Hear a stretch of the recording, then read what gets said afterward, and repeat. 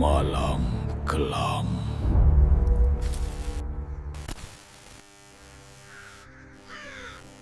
Namanya Raka. Sehari-hari dia cuma buruh pabrik biasa di pinggiran kota. Setiap pagi, sebelum matahari benar-benar naik, dia sudah bangun dengan mata setengah terbuka. Tubuh masih pegal karena kerja shift malam sebelumnya. Suara alarm dari HP murahnya berdering nyaring, kadang sampai harus dimatikan berkali-kali karena dia terlalu lelah untuk benar-benar bangun. Kamar yang dia tempati sederhana. Dindingnya sudah mulai mengelupas. Kipas angin berputar pelan sambil mengeluarkan bunyi berdecit yang bikin suasana makin sumpek. Di sudut kamar, ada lemari kecil yang pintunya sudah nggak bisa rapat. Baju-bajunya nggak banyak, sebagian besar seragam pabrik yang mulai pudar warnanya. Ibunya tinggal bersamanya, seorang wanita sederhana, yang setiap pagi selalu bangun lebih dulu untuk menyiapkan air hangat dan nasi seadanya. Kadang cuma telur dadar, kadang tempe goreng, tapi selalu ada. Raka, bangun, nanti telat kerja. Suara ibunya lembut, hampir seperti bisikan. Raka biasanya cuma mengangguk tanpa benar-benar menatap. Dia duduk di pinggir kasur, mengusap wajahnya, lalu langsung ambil HP. Bukan untuk cek pesan penting, tapi untuk membuka satu aplikasi yang belakangan ini jadi rutinitas baru. Judi online, awalnya. Cuma iseng, dia pertama kali kenal dari teman pabriknya, Bimo. Waktu itu lagi istirahat siang, mereka duduk di belakang gudang, ngadem dari panasnya mesin. "Kak, lu pernah coba ini belum?" kata Bimo sambil nunjukin layar HP. Di situ terlihat game berwarna-warni, penuh angka dan animasi yang bikin mata susah lepas. "Apa itu?" tanya Raka. "Judi online, tapi santai, receh doang. Kadang malah bisa dapat gede." Raka ketawa kecil. "Ah, palingan tipu-tipu." Bimo cuma nyengir. "Coba aja, gue kemarin masuk 50.000, keluar 300.000. Kalimat itu nempel di kepala Raka. 300.000 dari 50.000. Sejak saat itu, rasa penasaran mulai muncul. Malamnya, setelah pulang kerja dan makan seadanya, dia rebahan di kasur. Lampu kamar redup, suara TV dari rumah tetangga samar-samar terdengar. Dia pegang HP, lalu mulai cari aplikasi yang sama. Coba-coba aja. Siapa tahu hoki, pikirnya. Dia isi saldo kecil. Nggak banyak, cuma uang sisa rokok. Awalnya dia cuma tekan-tekan tombol tanpa ngerti.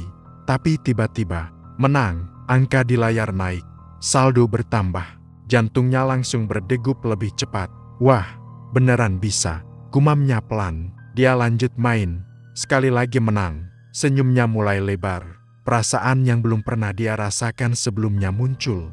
Campuran antara senang, tegang, dan nagih. Sejak malam itu, hidupnya mulai berubah. Setiap ada waktu luang, dia buka aplikasi itu. Di sela kerja, di toilet, bahkan saat makan. Dunia seolah cuma ada di layar HP. Sekali menang, dia ketagihan. 2 kali kalah. Dia mulai mikir, harusnya tadi gue stop. Kalau gue coba sekali lagi, pasti balik.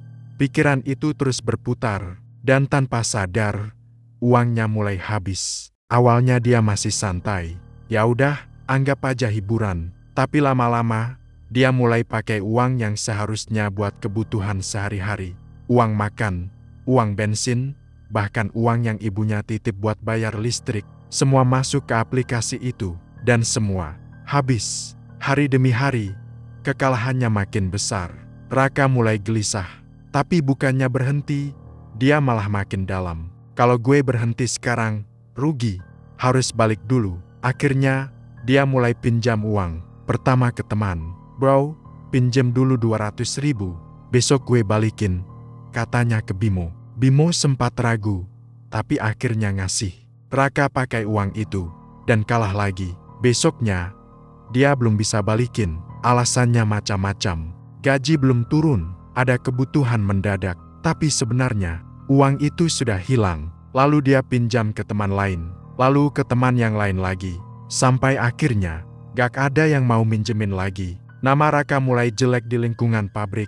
"Jangan pinjemin dia, susah nagihnya," bisik-bisik mulai terdengar. Raka mulai terdesak, sampai akhirnya dia menemukan satu jalan yang menurutnya mudah. Pinjol, prosesnya cepat, gak ribet. Cuma isi data, upload KTP, selfie. Dalam hitungan menit, uang masuk. Raka merasa seperti nemu solusi. Ini dia, ini yang gue butuhin. Dia pakai uang itu untuk main lagi. Dan seperti sebelumnya, kalah. Tapi kali ini, dampaknya jauh lebih besar. Beberapa hari kemudian, notifikasi mulai berdatangan. Tagihan Anda jatuh tempo. Segera lakukan pembayaran. Denda akan dikenakan. Awalnya dia cuek, tapi lama-lama, telepon mulai masuk. Nomor nggak dikenal. Selamat pagi, ini dari pihak penagihan. Kami ingin mengingatkan. Raka mulai panik. Dia matikan telepon. Tapi mereka terus menelpon. Pagi, siang, malam, bahkan sampai puluhan kali sehari. Suatu malam, dia angkat. Pak Raka, jika Anda tidak segera membayar, kami akan mengambil tindakan. Nanti saya bayar, jawabnya cepat, lalu langsung tutup. Tapi dia tahu, dia nggak punya uang. Beberapa hari kemudian, ancaman mulai berubah. Lebih kasar, lebih menekan. Kami akan sebar data Anda ke kontak Anda. Kami akan hubungi keluarga Anda. Kami tahu alamat Anda. Raka mulai benar-benar panik. Tangannya sering gemetar. Setiap HP bunyi, jantungnya langsung berdebar kencang. Dia mulai susah tidur. Kalaupun tidur, sering kebangun karena mimpi buruk. Mimpi dikejar orang. Mimpi dikerubungi suara-suara yang menagih. Bahkan saat bangun, suara itu seperti masih ada. Bayar, bayar, bayar. Padahal HP-nya diam. Makan pun jadi nggak enak. Ibunya mulai sadar ada yang nggak beres. Raka, kamu kenapa sih? Ibu lihat kamu berubah. Katanya pelan suatu malam. Raka yang lagi menatap layar HP langsung kesal. Ibu nggak usah ikut campur. Suasana langsung hening. Ibunya cuma diam. Wajahnya terlihat sedih. Sejak saat itu, hubungan mereka jadi dingin. Raka makin sering mengurung diri di kamar. Lampu sering dimatikan. Cuma cahaya dari layar HP yang menerangi wajahnya. Wajah yang sekarang terlihat lebih kusam. Matanya cekung. Kadang, saat dia menatap layar terlalu lama, dia merasa seperti ada yang aneh. Angka-angka di aplikasi itu seperti bergerak sendiri, bukan sekadar animasi. Seperti hidup. Pernah suatu malam, saat dia kalah besar, layar HP-nya tiba-tiba glitch. Lalu muncul tulisan samar. Teruskan. Raka mengerjap. Tulisan itu hilang. Halu gue, gumamnya. Tapi sejak itu, dia mulai sering merasa diawasi. Kalau sendirian di kamar, dia kadang merasa ada yang berdiri di belakangnya. Dia pernah menoleh cepat. Gak ada siapa-siapa. Tapi entah kenapa, hawa di kamar terasa beda. Lebih dingin, lebih berat. Seperti ada sesuatu yang ikut menatap layar HP bersamanya. Hari-hari, di pabrik pun makin buruk. Dia sering telat, sering salah kerja. Pernah hampir kecelakaan karena kurang fokus. Mandor mulai marah. Raka, lu kerja apa bengong? Iya, Pak, jawabnya lemah. Teman-temannya mulai menjauh. Bimo pun mulai jarang ngobrol dengannya. Raka benar-benar sendirian sekarang. Dan hutangnya makin menumpuk. Bunga pinjol berjalan cepat. Jumlah yang harus dia bayar sudah jauh lebih besar dari yang dia pinjam. Suatu sore, saat dia pulang kerja, dia melihat ibunya duduk di ruang tamu. Wajahnya cemas. Raka, tadi ada yang telepon ibu. Mereka bilang kamu punya hutang. Raka langsung emosi. Siapa suruh angkat? Ibu cuma khawatir. Udah, nggak usah ikut campur. Dia masuk kamar dan banting pintu. Ibunya hanya terdiam di luar. Malam itu, Raka duduk di lantai kamar. HP di tangannya. Saldo nol. Hutang banyak. Pekerjaan hampir hilang. Keluarga mulai retak. Dia menatap layar kosong. Untuk pertama kalinya, dia benar-benar merasa putus asa. Apa gue bakal hidup begini terus? Bisiknya pelan. Tiba-tiba, HP-nya bergetar. Pesan masuk dari nomor nggak dikenal. Isinya singkat. Kalau mau kaya, ada jalan cepat. Raka terdiam. Jantungnya berdegup lebih kencang. Dia mengetik balasan. Siapa ini? Beberapa detik kemudian, balasan masuk. Kalau serius, tanya temanmu di pabrik. Dia tahu. Raka langsung teringat satu orang. Malam berikutnya, saat jam istirahat, dia mendekati Bimo. Mo, gue mau tanya. Bimo menatapnya, sedikit ragu. Tanya apa? Raka mendekat, suaranya diturunkan. Lu pernah dengar tentang pesugihan? Bimo langsung diam. Wajahnya berubah. "Lo kenapa nanya begitu? Gue butuh duit, Mo. Cepat, gue udah mentok." Bimo menghela napas panjang. Dia terlihat seperti sedang menimbang sesuatu. Lalu dia berkata pelan, "Ada tempat di Gunung Jawa." Raka menelan ludah. Kata orang, "Di sana ada seseorang yang bisa bikin lo kaya dalam semalam." Raka menatap tajam. "Beneran?" Bimo tidak langsung jawab. Dia hanya menatap Raka lama, seolah ingin memastikan apakah Raka benar-benar siap. Lalu dia berkata, "Tapi ada syaratnya." Udara di sekitar mereka tiba-tiba terasa lebih dingin. Dan tanpa Raka sadari, sejak percakapan itu, hidupnya tidak akan pernah sama lagi. Dengan sisa uang yang dia punya, Raka nekat pergi ke gunung itu. Dia bahkan gak banyak persiapan, gak ada rencana matang. Semuanya terasa seperti dorongan yang gak bisa dia tahan. Seolah ada sesuatu yang menariknya pelan-pelan ke arah itu. Sore itu, setelah pulang kerja, dia gak langsung pulang ke rumah. Dia hanya duduk sebentar di pinggir jalan, menatap lalu lintas yang mulai ramai. Suara klakson, orang-orang pulang kerja, semuanya terasa jauh dari pikirannya. Yang ada di kepalanya cuma satu. Kaya, bukan sekadar cukup, tapi kaya, banyak uang, bebas dari hutang, bebas dari teror pinjol. Dan tanpa sadar, dia berdiri, lalu berjalan menuju tempat rental motor. Dengan uang terakhirnya, dia sewa motor butut. Mesin agak kasar, tapi masih bisa jalan. Langit mulai gelap saat dia mulai perjalanan. Awalnya jalan masih ramai, lampu-lampu kota masih terang, warung masih buka, orang-orang masih berlalu lalang. Tapi semakin jauh dia pergi, suasana mulai berubah. Jalanan makin sepi, lampu jalan mulai jarang, rumah-rumah mulai hilang, digantikan oleh pepohonan gelap di kanan kiri. Udara terasa lebih dingin. Raka menarik jaketnya lebih rapat. Di tengah perjalanan, dia sempat ragu. "Gue beneran mau ngelakuin ini?" gumamnya pelan. Tapi setiap kali keraguan muncul, bayangan debt collector, tagihan, dan ancaman langsung menutupinya. Dia mempercepat laju motor. Semakin naik ke arah gunung, kabut mulai turun. Awalnya tipis, lalu makin tebal. Lampu motor hanya bisa menembus beberapa meter ke depan. Sisanya putih samar yang bikin pandangan jadi sempit. Jalanan mulai berkelok, sepi, tidak ada kendaraan lain, hanya suara mesin motor, dan sesekali suara serangga malam yang terdengar aneh di telinga. Kadang, Raka merasa seperti melihat bayangan di pinggir jalan. Seperti ada seseorang berdiri di balik pohon. Dia menoleh cepat. "Kosong, perasaan doang," bisiknya, tapi perasaan itu terus datang. Semakin dalam dia masuk ke area gunung, suasana makin terasa gak wajar. Angin bertiup pelan, tapi dinginnya menusuk sampai ke tulang. Beberapa kali dia merasa seperti ada yang mengikuti dari belakang. Dia sempat berhenti dan menoleh. Gelap, sepi, hanya kabut. Tapi saat dia menyalakan motor lagi, seperti ada suara langkah yang ikut bergerak. Raka mulai merinding. Tangannya sedikit gemetar saat memegang gas. Namun dia tetap lanjut, karena dia sudah terlalu jauh untuk kembali. Beberapa saat kemudian, motor yang dia kendarai tiba-tiba mati, mendadak, di tengah jalan yang sepi. "Loh, kenapa ini?" katanya panik. Dia mencoba menyalakan lagi. Sekali, 2 kali, 3 kali, gak bisa. Mesin hanya bunyi kasar, lalu mati lagi.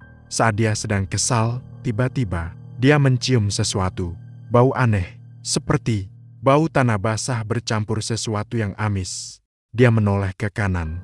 Di antara kabut, dia melihat sesuatu. Seperti cahaya kecil, samar, berkedip. Awalnya dia pikir itu lampu rumah. Tapi di daerah seperti ini, harusnya nggak ada rumah. Rasa penasaran mengalahkan takut. Dia turun dari motor, langkahnya pelan. Daun-daun kering berderak di bawah kakinya. Semakin dia mendekat, bau itu makin kuat. Dan cahaya itu ternyata berasal dari sebuah gubuk tua, kecil, hampir roboh. Dindingnya dari kayu lapuk. Di depannya ada lampu minyak yang menyala redup. Raka berdiri beberapa detik di depan gubuk itu. Jantungnya berdegup cepat. Entah kenapa, dia merasa seperti sedang diperhatikan. Padahal suasana sangat sunyi. Akhirnya dia memberanikan diri mengetuk pintu. Tok, tok, tok. Tidak ada jawaban. Dia hampir berbalik.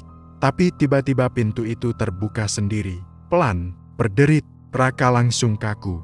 Di dalam, gelap, hanya ada cahaya lilin yang berkedip-kedip, dan di tengah ruangan, duduk seorang pria tua. Dukun itu, tubuhnya kurus, rambutnya panjang dan berantakan, kulitnya keriput, tapi ada sesuatu yang aneh dari wajahnya. Matanya kosong, seperti tidak memiliki kehidupan, tapi tetap menatap langsung ke arah Raka. Senyumnya tipis, tapi terasa tidak wajar. Raka menelan ludah. "Kamu, Raka?" Suara dukun itu pelan, serak. Raka langsung kaget. "Bapak tahu nama saya?" Dukun itu tidak menjawab. Dia hanya tertawa kecil. Suara tawanya pelan, tapi entah kenapa bergema di dalam kepala Raka. "Kamu datang karena ingin kaya," katanya. Bukan bertanya, tapi memastikan. Raka terdiam sejenak, lalu akhirnya mengangguk. "Iya." Dukun itu sedikit mencondongkan tubuhnya ke depan. Cahaya lilin mengenai wajahnya, dan untuk sesaat, Raka merasa seperti melihat sesuatu yang lain di wajah itu. Seperti, "Bukan manusia, kamu mau kaya?" tanya dukun itu pelan. Raka langsung jawab, "Mau," tanpa mikir panjang. Jawaban itu keluar begitu saja, seolah sudah disiapkan sejak awal. Dukun itu tersenyum lebih lebar, lalu tertawa kecil lagi. "Bisa," katanya. Dia berdiri perlahan, langkahnya pelan, tapi setiap langkah terasa berat, seperti ada sesuatu yang mengikuti gerakannya. Tapi, tidak ada yang gratis di dunia ini. Raka diam. "Semua ada harga," lanjutnya. Raka mulai merasa gugup. "Apa yang harus saya lakukan?" Dukun itu berhenti tepat di depan Raka. Jarak mereka sangat dekat sekarang. Raka bisa mencium bau aneh dari tubuhnya. Bau tanah dan sesuatu yang busuk. "Kamu harus kasih tumbal," katanya pelan. Raka langsung diam. "Tumbal?" Suaranya pelan. Dukun itu mengangguk. "Orang yang paling sayang sama kamu." Kalimat itu seperti menghantam kepala Raka. Pikirannya langsung kosong, dan tanpa dia sadari, satu wajah muncul di benaknya. Ibunya, wajah sederhana, tatapan penuh perhatian, suara lembut yang selalu memanggilnya, "Raka, makan dulu." Hatinya langsung bergetar. Untuk pertama kalinya malam itu, dia benar-benar ragu. Dia mundur sedikit. "Gak ada cara lain?" tanyanya. Dukun itu hanya tersenyum. "Tidak." Suasana tiba-tiba jadi lebih dingin. Lilin di dalam gubuk bergoyang. Bayangan di dinding bergerak aneh. Seperti ada lebih dari 2 orang di dalam ruangan itu. Raka menoleh sekilas. Dia merasa seperti melihat sosok lain berdiri di sudut ruangan. Tapi saat dia fokus, tidak ada siapa-siapa. "Kalau kamu tidak mau, kamu bisa pergi," kata dukun itu santai. "Tapi, hidupmu akan tetap sama. Kamu akan terus dikejar hutang, terus dihina, terus hidup seperti sekarang, atau lebih buruk." Setiap kata yang keluar seperti menusuk langsung ke dalam pikiran Raka. Bayangan debt collector, bayangan ibunya yang mulai tahu masalahnya, bayangan dirinya yang miskin, tertekan, sendirian. Semua bercampur jadi satu. Hatinya mulai goyah. "Kalau saya lakukan," suaranya pelan. Dukun itu langsung mendekat lagi. "Kamu akan kaya, bukan sekadar cukup, tapi semua yang kamu inginkan akan datang." Raka menatap kosong. Nafasnya mulai berat.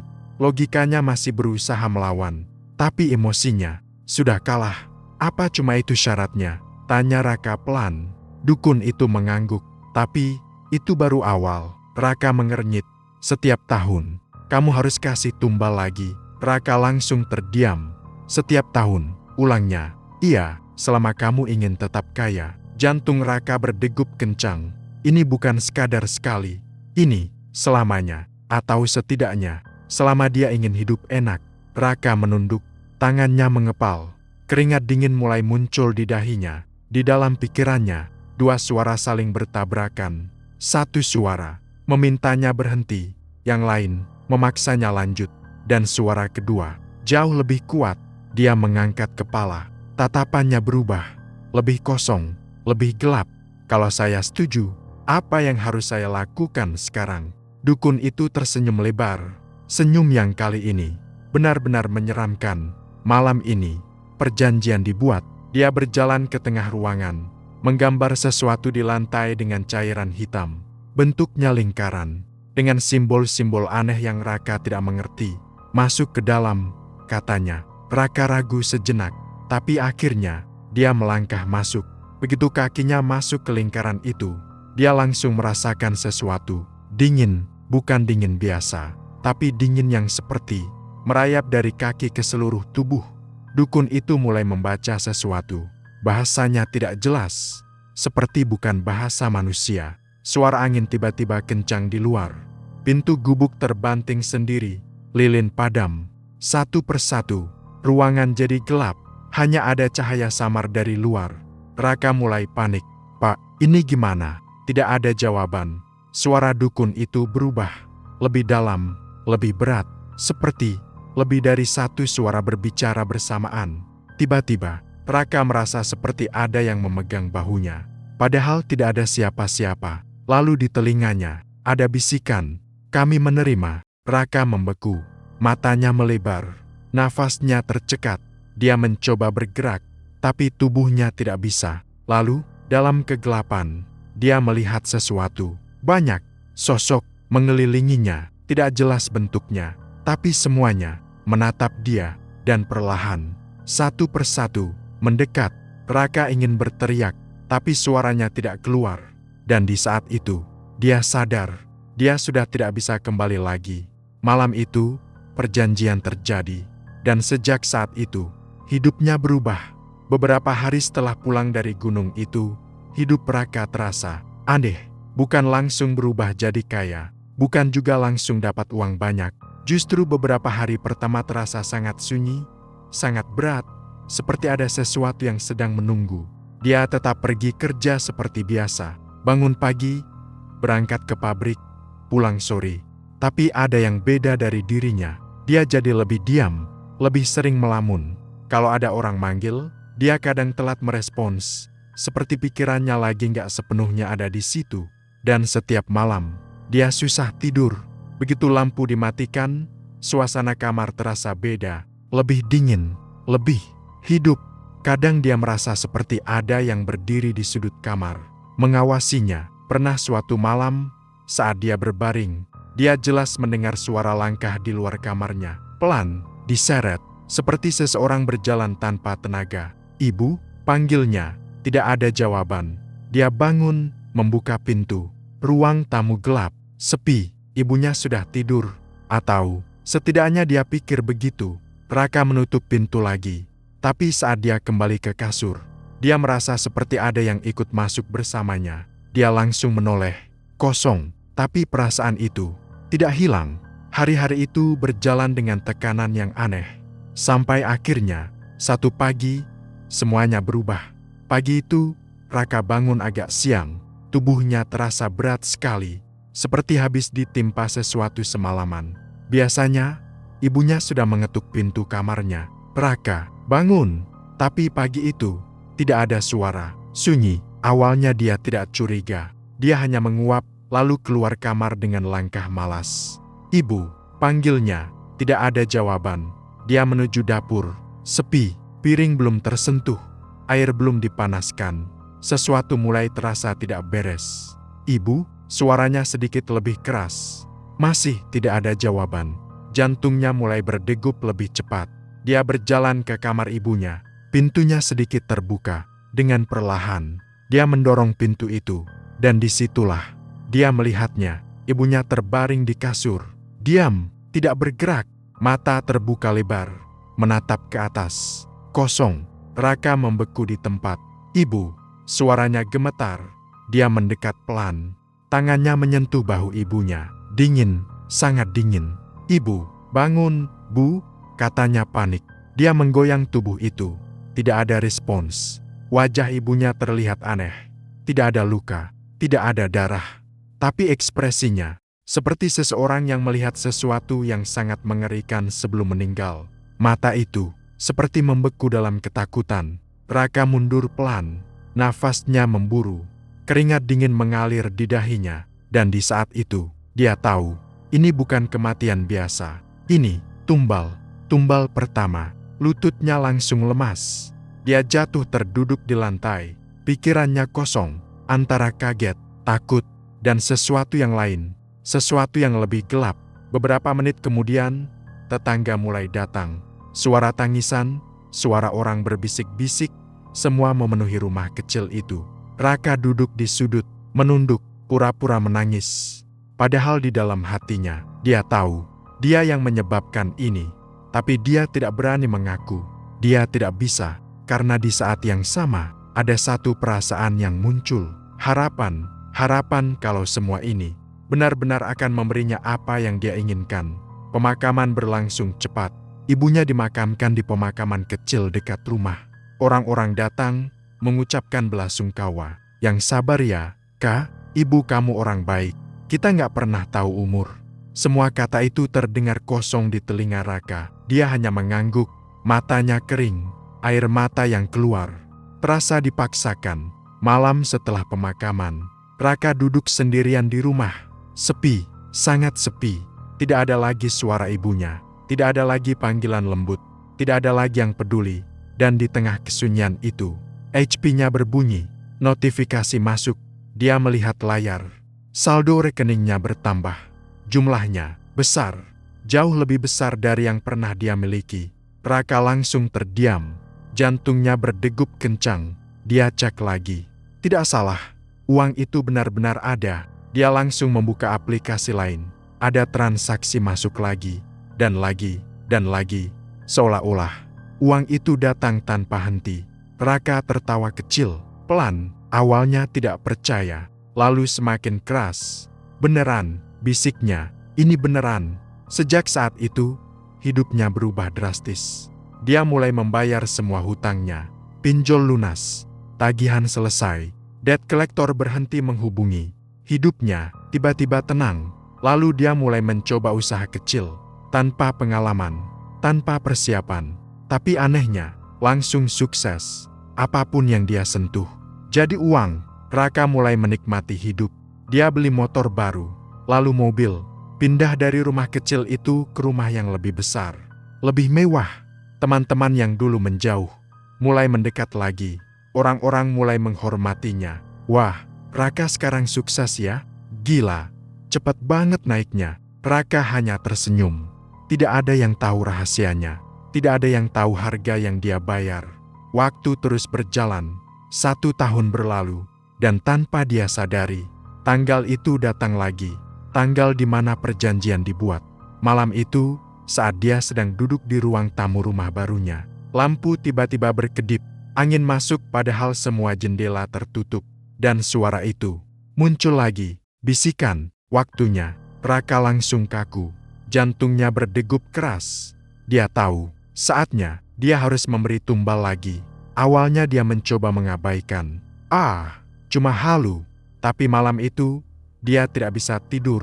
Setiap kali dia memejamkan mata, dia melihat wajah ibunya, menatapnya, diam, tapi penuh makna. Hari berikutnya, hal-hal aneh mulai terjadi. Lampu sering mati sendiri, barang berpindah tempat, dan suara selalu ada, kadang di telinga, kadang di dalam kepala. Waktunya, Raka mulai panik. Dia tahu dia tidak bisa menghindar. Kalau dia tidak melakukannya, dia takut semua yang dia miliki akan hilang. Atau lebih buruk, dia akan jadi tumbal berikutnya. Akhirnya, dia memilih seseorang, teman dekatnya sendiri, orang yang dulu pernah membantunya. Prosesnya cepat, dan seperti sebelumnya, orang itu ditemukan meninggal secara aneh. Tidak ada luka, tapi wajahnya penuh ketakutan. Raka tidak datang ke pemakaman. Dia hanya diam di rumah, menunggu, dan benar saja, uang datang lagi. Lebih banyak, lebih deras. Sejak saat itu, semuanya menjadi kebiasaan. Setiap tahun, 1 tumbal. Awalnya teman dekat, lalu rekan kerja, kemudian orang yang tidak terlalu dekat, kerabat jauh. Siapa saja yang bisa dia jadikan korban. Dan setiap kali itu terjadi, Raka semakin kaya, rumahnya semakin besar. Mobilnya semakin banyak, hidupnya semakin mewah. Tapi di balik semua itu, ada sesuatu yang berubah. Dirinya, dia tidak lagi merasa bersalah. Tidak lagi merasa takut. Seperti dulu, yang ada hanya satu pikiran. Selama gue punya semuanya, nggak masalah. Tapi itu hanya di siang hari. Karena setiap malam, semua kembali. Suara tangisan, pelan, seperti dari kejauhan. Kadang, terdengar dekat sekali, di dalam kamar, di belakangnya, di samping telinganya. Raka, dia sering menoleh cepat. Tidak ada siapa-siapa, tapi suara itu jelas. Dan yang paling sering dia dengar, suara ibunya. Raka, kenapa kamu lakukan ini? Setiap kali suara itu muncul, dadanya terasa sesak, seperti ada sesuatu yang menekan. Dia mencoba menutup telinga, tapi suara itu tidak hilang, karena itu bukan dari luar. Itu dari dalam. Dia mulai sering mimpi buruk, mimpi berada di tempat gelap, dikelilingi orang-orang, semua menatapnya, semua wajahnya, wajah orang-orang yang sudah dia tumbalkan, termasuk ibunya. Mereka tidak berbicara, hanya menatap, dan perlahan mendekat. Raka selalu terbangun dengan napas terengah-engah. Keringat membasahi tubuhnya, tapi anehnya, setelah beberapa saat, dia kembali tenang, dan kembali seperti biasa, seolah semua itu tidak penting. Karena satu hal, dia tidak mau miskin lagi. Dia tidak mau kembali ke hidup lamanya. Dia tidak mau kembali merasakan takut karena hutang. Jadi dia terus melanjutkan, tanpa sadar. Dia sudah kehilangan sesuatu yang lebih penting dari uang, dirinya sendiri, dan tanpa dia sadari, setiap tumbal yang dia berikan, bukan hanya membuatnya kaya, tapi juga membawa sesuatu yang lain. Semakin dekat, tahun ke-10. Waktu terasa berjalan cepat buat Raka, tapi juga aneh. 10 tahun sejak malam di gunung itu, sejak dia membuat perjanjian yang mengubah hidupnya. Dari buruh pabrik yang dikejar hutang, jadi orang yang punya segalanya. Rumah besar, mobil mahal, bisnis yang terus jalan tanpa hambatan. Orang-orang melihatnya sebagai sosok sukses. Tapi mereka nggak pernah tahu, setiap tahun selalu ada satu orang yang hilang. Dan di tahun ke-10 ini, Raka kembali merasakan hal yang sama seperti tahun-tahun sebelumnya. Tanda itu datang lagi. Malam-malamnya mulai tidak tenang. Lampu rumah sering berkedip sendiri. Cermin di kamarnya kadang berembun, walaupun AC menyala dingin. Dan yang paling mengganggu, suara itu kembali. Waktunya, awalnya pelan, lalu semakin jelas. Kadang muncul saat dia sedang sendirian. Kadang bahkan saat dia di tengah keramaian. Seolah suara itu tidak peduli dia di mana. Raka duduk di ruang kerjanya malam itu. Lampu hanya menyala satu, menciptakan bayangan panjang di dinding. Di tangannya ada gelas minuman, tapi tidak disentuh. Tatapannya kosong. Dia tahu apa artinya semua ini. Sudah 10 kali dia melakukan ritual, 10 nyawa, dan sekarang dia harus melakukannya lagi. Biasanya, dia memilih orang yang dekat dengannya, atau setidaknya orang yang bisa dia jangkau tanpa banyak masalah. Tapi sekarang, entah kenapa, pikirannya berbeda, lebih berani, atau mungkin lebih nekat. Beberapa hari sebelumnya, dia sempat menghadiri sebuah acara di kampung asalnya. Sudah lama dia tidak kembali ke sana. Orang-orang menyambutnya dengan kagum, dengan hormat. Di sana, dia melihat seorang anak seorang kiai, usianya sekitar belasan tahun. Wajahnya tenang, tatapannya beda dari orang lain. Tidak takut, tidak kagum, hanya biasa saja. Dan entah kenapa, sejak saat itu, Raka merasa tertarik. Bukan karena kagum, tapi karena ada sesuatu yang membuatnya penasaran. Semua manusia sama saja, pikirnya saat itu. Semua bisa jadi tumbal. Pikiran itu terus mengganggu, sampai akhirnya dia memutuskan targetnya tahun ini. Anak itu tidak ada alasan yang jelas, hanya dorongan kuat dari dalam dirinya, seolah ada sesuatu yang membisikkan. Coba. Malam penculikan itu datang. Raka bergerak cepat. Dia sudah terbiasa melakukan ini. Tidak ada rasa takut seperti dulu. Tidak ada ragu. Semua dilakukan dengan dingin. Anak itu dia ambil diam-diam. Tidak ada teriakan. Tidak ada perlawanan. Justru, anak itu hanya diam. Aneh, sepanjang perjalanan, anak itu tidak berkata apa-apa, tidak menangis, tidak berteriak minta tolong, hanya duduk diam di kursi belakang mobil. Sesekali, menatap Raka dari kaca spion, tatapan yang membuat Raka sedikit tidak nyaman. "Kenapa lo diam aja?" tanya Raka akhirnya. Anak itu tidak langsung menjawab. Beberapa detik kemudian, dia tersenyum kecil. "Om, tahu apa yang Om lakukan?" Raka mengerutkan kening. "Udah, diam aja." Anak itu kembali diam. Tapi senyum itu tidak hilang. Perjalanan menuju gunung terasa lebih berat dari biasanya. Jalanan sama, kabut sama, tapi suasana berbeda, lebih sunyi, lebih menekan. Seperti ada sesuatu yang tidak menyukai kehadiran mereka. Raka beberapa kali melihat ke spion. Anak itu masih di sana, duduk tenang, tersenyum tipis, seolah dia tahu sesuatu yang Raka tidak tahu. Sampai akhirnya mereka sampai. Gunung itu masih sama, gubuk tua itu masih berdiri, lampu minyak masih menyala redup. Tapi malam itu terasa lebih gelap, lebih pekat. Seperti cahaya enggan masuk ke tempat itu. Raka turun dari mobil, menarik anak itu keluar. Anehnya, anak itu menurut saja, tidak melawan, tidak bertanya, hanya berjalan mengikuti. Langkah mereka masuk ke dalam gubuk, seperti 10 tahun yang lalu. Tapi kali ini, suasananya berbeda, lebih dingin, lebih berat, seolah tempat itu hidup. Raka mulai menyiapkan ritual. Tangannya sedikit gemetar, bukan karena takut, tapi karena ada sesuatu yang tidak bisa dia jelaskan. Lingkaran itu dia buat lagi, simbol-simbol aneh digambar di lantai, lilin-lilin dinyalakan, cahaya redup memenuhi ruangan. Anak itu berdiri di tengah, masih dengan wajah tenang. Berdiri di situ, kata Raka. Anak itu menurut tanpa bantahan. Raka mulai membaca mantra, kata-kata yang sudah dia hafal di luar kepala, bahasa yang tidak dia mengerti, tapi selalu berhasil. Awalnya, semua berjalan seperti biasa. Angin mulai berhembus pelan, lilin bergoyang, suara-suara samar mulai muncul. Tapi tiba-tiba, angin berubah, lebih kencang. Pintu gubuk terbuka keras, api lilin padam satu persatu. Gelap, Raka langsung berhenti. Kenapa ini? Gumamnya panik. Ini tidak pernah terjadi sebelumnya. Dia mencoba menyalakan kembali lilin, tapi setiap kali dinyalakan, langsung padam. Angin di dalam ruangan berputar, tidak masuk akal, seperti berasal dari dalam, bukan dari luar. Dan di tengah semua itu, anak itu tersenyum, jelas, tenang, tidak takut sedikit pun. Kamu salah pilih orang, katanya pelan. Suara itu lembut, tapi terdengar jelas di tengah angin yang berisik. Raka langsung menoleh.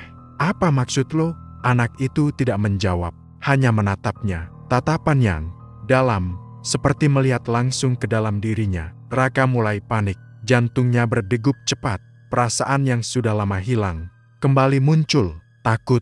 Tiba-tiba, dari kejauhan, terdengar suara, pelan, samar, tapi sangat jelas. Azan, di tengah hutan, di tengah malam. Raka membeku. Ini, gak mungkin. Suara itu semakin jelas, menggema, masuk ke dalam telinga, dan kepala. Tanah mulai bergetar, lantai, gubuk berderak, dinding bergetar pelan. Raka hampir jatuh. Dia mencoba berdiri tegak, tapi tubuhnya seperti kehilangan keseimbangan. Dan saat dia melihat ke sekeliling, dia melihat sesuatu. Bayangan hitam banyak muncul dari sudut-sudut ruangan, dari lantai, dari dinding, dari kegelapan. Awalnya dia pikir itu bagian dari ritual. Biasanya memang ada sosok-sosok itu. Tapi kali ini berbeda. Mereka tidak mendekat ke anak itu. Mereka mendekat ke Raka, satu persatu, pelan, seperti mengelilinginya. Raka mundur. Enggak, ini salah. Dia mencoba keluar dari lingkaran, tapi kakinya seperti berat, seperti ditahan sesuatu. Dan di saat itu, sosok itu muncul lagi. Dukun tua, tapi kali ini wajahnya berubah. Tidak seperti sebelumnya, tidak lagi hanya aneh, tapi mengerikan. Matanya merah, mulutnya melebar tidak wajar, kulitnya seperti retak. Kamu melanggar. Suaranya berat, bukan satu suara, banyak suara menjadi satu. Raka gemetar. Apa maksudnya? Kamu ambil yang bukan hakmu. Raka menggeleng cepat. Enggak, semua sama, semua bisa jadi tumbal. Dukun itu tertawa, tawa yang membuat seluruh ruangan bergetar.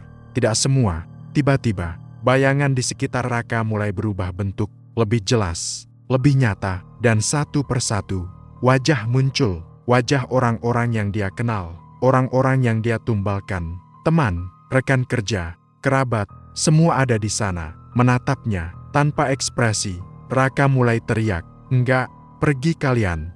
Tapi mereka tidak bergerak mundur. mereka justru semakin dekat. Dan di antara mereka, ada satu wajah yang paling dia kenal, ibunya, berdiri di sana, diam, menatapnya, dengan mata yang sama seperti saat dia ditemukan, penuh ketakutan dan kesedihan. "Ibu!" Suara Raka pecah. Dia jatuh berlutut, tubuhnya gemetar hebat. Ibunya tidak bicara, hanya menatap. Dan itu jauh lebih menyakitkan. Semua suara bercampur jadi satu. Angin, azan, bisikan, tangisan. Dan di tengah semua itu, Raka sadar, malam ini berbeda. Ini bukan ritual biasa. Ini sesuatu yang lain, sesuatu yang datang untuknya. Raka jatuh berlutut.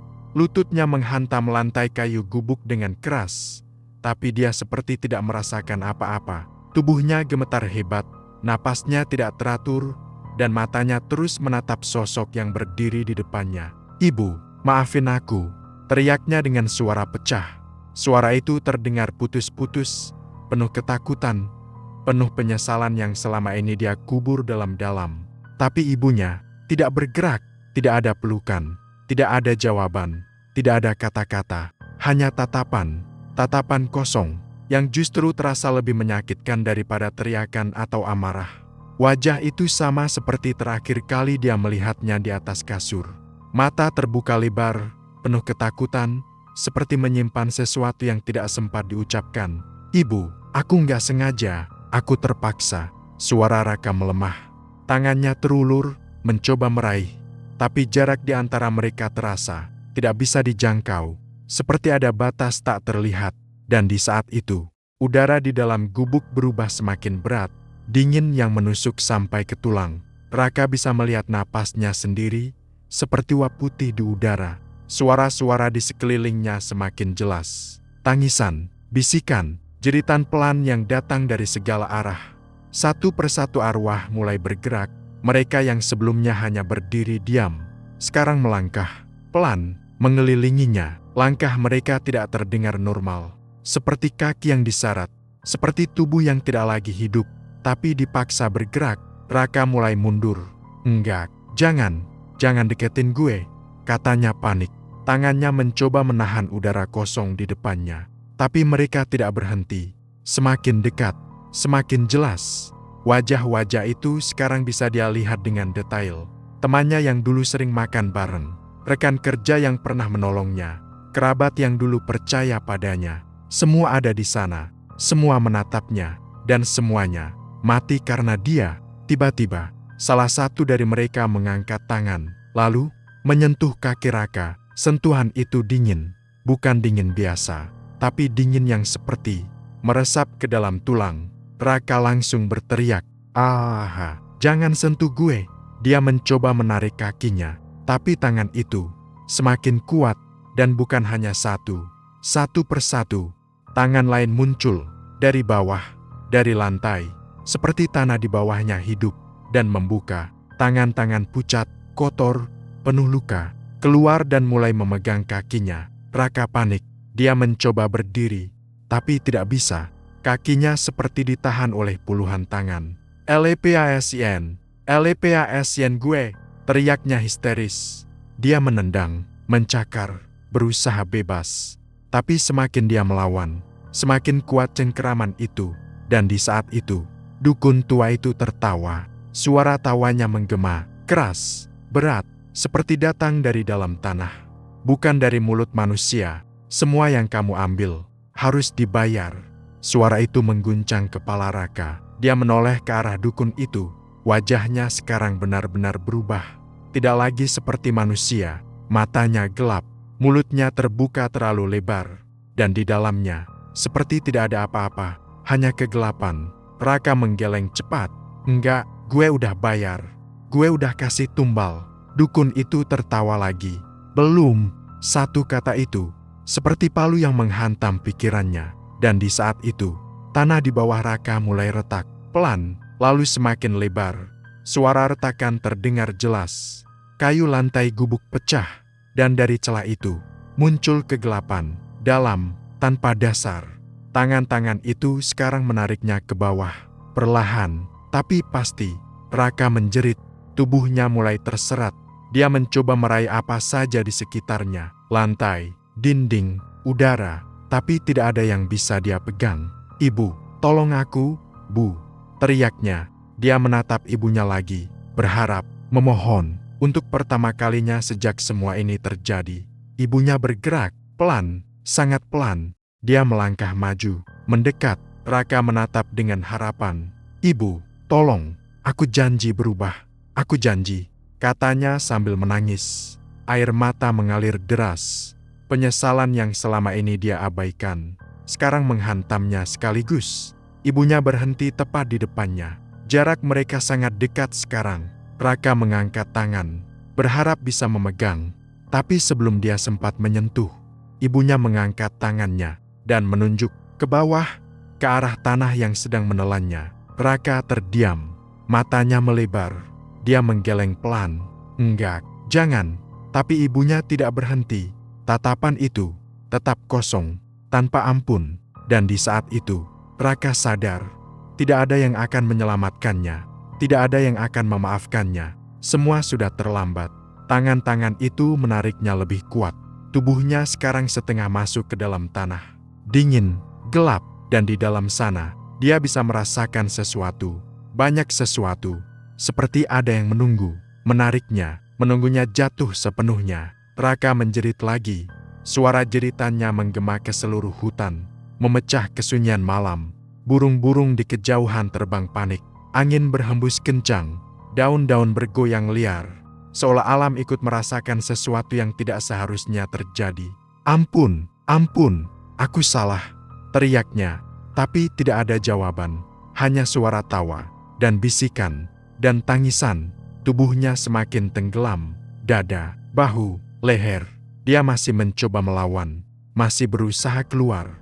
Tapi semua sia-sia. Tangan-tangan itu terlalu banyak, terlalu kuat, dan saat hanya kepalanya yang tersisa di atas permukaan, dia melihat sekali lagi ibunya, dan semua arwah itu menatapnya, diam, menunggu. Raka membuka mulut, ingin berkata sesuatu, mungkin minta maaf, mungkin memohon. Tapi sebelum satu kata pun keluar, tangan terakhir menariknya, dan dia hilang, masuk sepenuhnya ke dalam tanah. Tanah itu langsung menutup kembali, seolah tidak pernah terbuka, seolah tidak pernah ada apa-apa. Gubuk itu kembali sunyi. Lilin yang tadi padam menyala lagi dengan sendirinya. Angin berhenti, suara hilang. Semuanya kembali seperti semula, kosong, hanya menyisakan bau tanah basah dan sesuatu yang tidak bisa dijelaskan. Keesokan harinya, beberapa warga yang kebetulan lewat di sekitar gunung itu menemukan sesuatu yang aneh. Gubuk tua yang jarang didatangi orang, terlihat seperti baru saja digunakan. Ada bekas lilin, bekas gambar aneh di lantai, dan tanah di tengah ruangan masih basah, seperti baru saja digali. Tapi tidak ada lubang, tidak ada jejak orang, tidak ada tanda-tanda perkelahian. Hanya tanah itu dan suasana yang membuat siapapun yang berdiri di sana merinding tanpa alasan. Kabar itu menyebar pelan-pelan dari mulut ke mulut. Orang-orang mulai menghindari tempat itu. Tidak ada yang berani mendekat saat malam. Bahkan di siang hari pun, suasananya terasa berat, seperti ada sesuatu yang masih tinggal di sana. Sejak saat itu, gunung itu dikenal lebih angker, lebih gelap, lebih hidup. Katanya, kalau malam hari, kalau seseorang cukup nekat untuk mendekat, mereka bisa mendengar sesuatu, suara pelan, dari dalam tanah. Seperti seseorang yang menangis, menahan sakit, menahan penyesalan. Kadang, suara itu berubah jadi jeritan, kadang jadi bisikan, tapi yang paling sering terdengar, satu kalimat, berulang-ulang, lemah, putus-putus, "Ibu, maafin aku." Dan orang-orang yang pernah mendengarnya bersumpah, suara itu bukan sekadar suara, itu nyata, dan itu tidak akan pernah berhenti.